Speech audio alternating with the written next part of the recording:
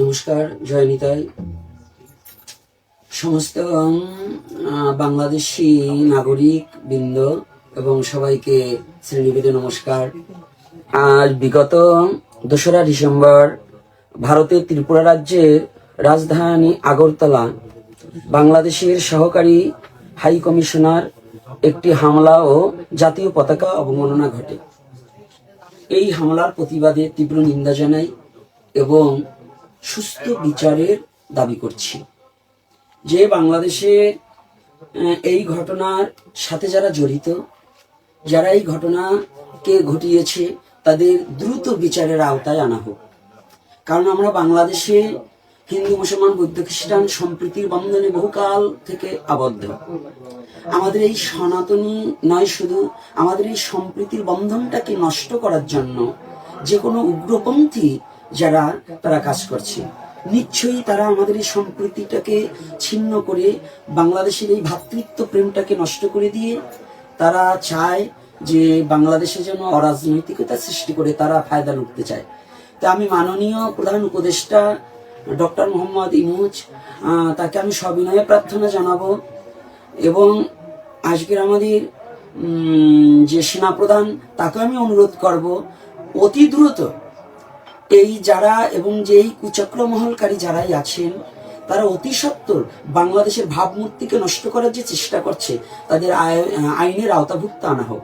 এবং প্রধান উপদেষ্টার প্রতি আমি একাগ্র চিত্তে বিনম্র চিত্তে আমি প্রার্থনা জানাবো, তিনি ইচ্ছা করলে শান্তিতে নোবেল বিজয়ী প্রাপ্তি লোক, তিনি শান্তির বার্তা নিয়ে আমাদের মাঝে ছুটে এসেছেন।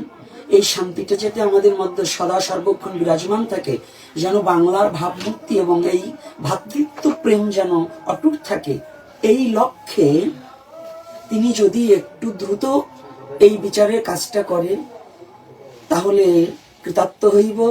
এবং বাংলাদেশের যে ভাবমূর্তি নষ্ট করার জন্য যে কুচক্রমহলকারীরা আনাচে কানাচে ছড়িয়ে ছিটে আছে এবং মিথ্যা বিভ্রান্তি ছড়ানোর চেষ্টা করছে এবং মানুষে দ্বিধাদ্বন্দ্ব করার চেষ্টা করছে, এটার প্রতি যেন একটু নজর রেখে অতি সত্বর যেন আমার বাংলা জননীর সমস্ত সন্তানেরা যেন সুখে শান্তিতে প্রীতির বন্ধনে আবদ্ধ হয়ে যেন থাকতে পারে এবং সবার হৃদয়ে যেন সেই শান্তি আসে এবং শান্তির বার্তাটা পৌঁছিয়ে যাও। যে যেখানে যে ধর্মে যে জন্মগ্রহণ করেছে তার স্বধর্ম যেন সঠিকভাবে প্রতিপালন করতে পারে এবং এই ধর্মের ইস্যু দিয়ে যেন কোনো রকম যেন কেউ এই সম্প্রীতিটাকে নষ্ট না করতে পারে, ধর্মের সুরসুরি কানে দিয়ে যেন আমাদের হিন্দু মুসলমান একটা সাম্প্রদায়িক দ্বন্দ্ব বাঁধাতে না পারে।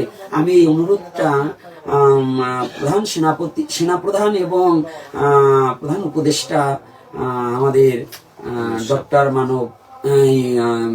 ডক্টর ইউনূস সাহেবের কাছে আমার এই প্রার্থনা এবং আমার আকুল আবেদন। আমি আবারও বলছি, যারা উচ্চ পদস্থ কর্মচারীগণ আছেন, যারা বাংলাদেশকে নিয়ন্ত্রণের দায়িত্ব নিয়েছেন, আমি সবার কাছে আকুল আবেদন করছি, ধর্ম উপদেষ্টা সহ এবং আমার বাবাজি আসিফ নজরুল সহ আমি সবাইকে অনুরোধ করব, যারাই যেখানে আছেন, যে পর্যায়ে আছেন, যেন বাংলাদেশের ভাবমূর্তি নষ্ট করবার নিমিত্তে যারাই কাজ করছে এদের অতি সত্বর আইনের আওতায় আনা হোক।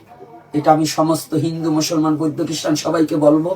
আর সবাইকে বলবো, কারো কুকথায় কান দিয়ে নিজের কান নিয়ে গেল চিলে, এদিকে না দৌড়িয়ে সত্য যাচাই বাছাই না করে ফোনে উস্কানিমূলক কোনো কাজ করা যাবে না এবং এটার যে করবে তাকে আইনত শাস্তির ব্যবস্থা করা হোক।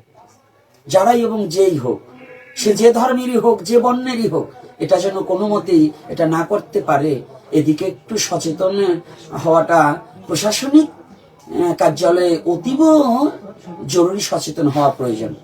তাই আমি আশা রাখি, আর দীর্ঘায়ী করব না, কারণ লাইভে দীর্ঘায়ী আলোচনা করব না, এটা যেন শেয়ার করে যেন আমি আশা রাখি আমাদের শান্তির বার্তা নিয়ে যিনি এসেছে ডক্টর ইউনূস সাহেব, তার কর্ণগোচর যেন হয়, অতি সত্বর যেন এই কাজটা করেন। যাক, নমস্কার, জয় নিতাই, জয় গৌর হরি বল।